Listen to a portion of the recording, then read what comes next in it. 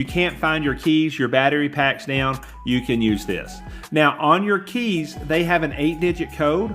Write that code down. That way you can reach out to the manufacturer with that 8-digit code. And then otherwise you can use just a key to open it. They do have a light that comes on the inside when you use the keypad. This is the only part that's not steel, y'all. This inner compartment does not have a steel door. The outer part of this is carbon steel, y'all.